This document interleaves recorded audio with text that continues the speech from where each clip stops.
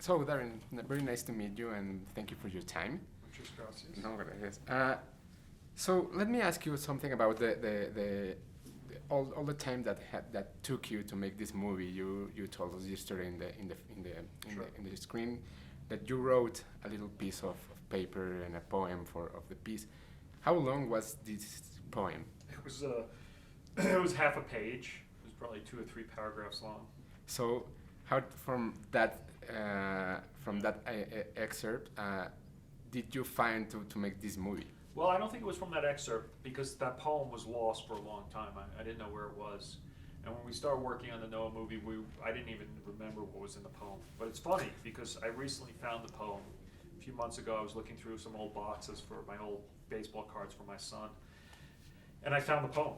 And I gave it to my co-writer, Ari, and he was like, wow, the themes are the exact same themes that are in the movie, which is the idea that there's wickedness in man's heart, as well as goodness in man's heart, and that finding the peace is our choice.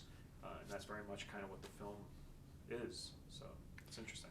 All of your movies have this weight on psychological characters. There's always this struggle with the way they are.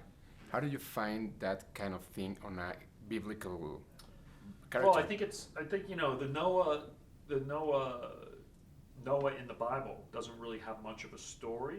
He just sort of follows what God tells him to do. Except at the end, there's an interesting moment where the first thing he does afterwards is he gets drunk. It's the first mention of wine in the Bible. And he gets so drunk that he's naked.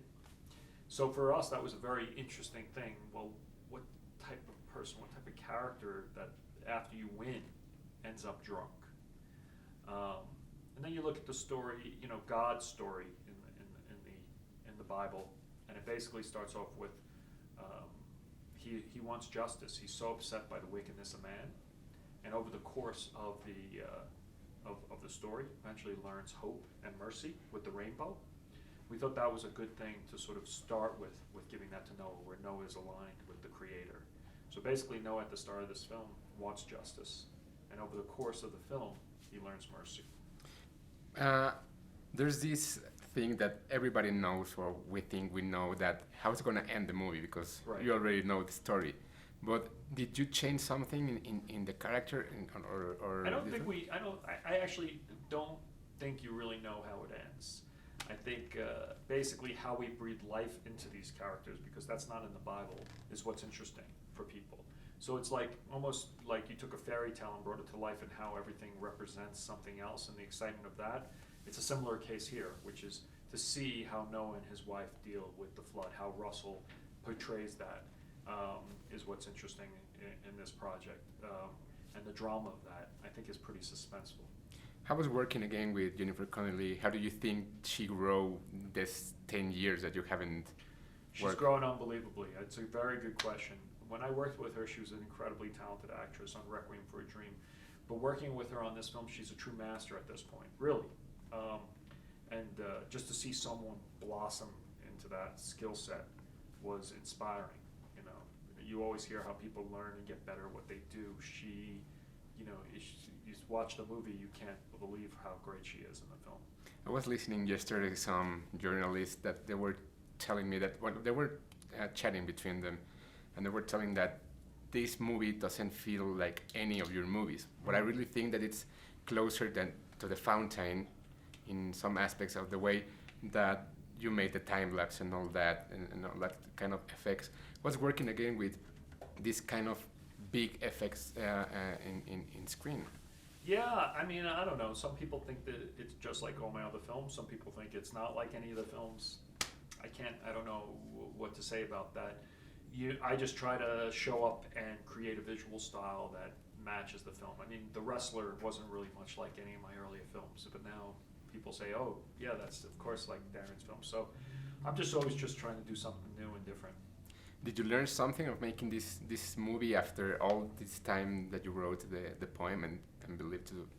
Oh, I'm sure I learned endless things. If I can remember one thing right now, I don't know. For me, it was a huge, long adventure and a dream come true to finally bring this to the screen. Just so many years of thinking about it, and now to be at a place where I have this incredible billboard behind me is exciting. Do you relate to any of your characters, and at this time in this movie, you think that you put something of you more in than any other? I think any character that you create and that you breathe life into, is going to have a piece of you in it, because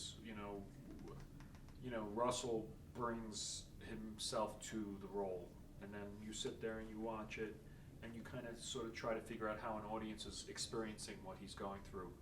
So I think you're the filter for that and for the audience, and then so there is a connection to all these characters. What's the next project for you? No idea. I think of my pillow, Rust.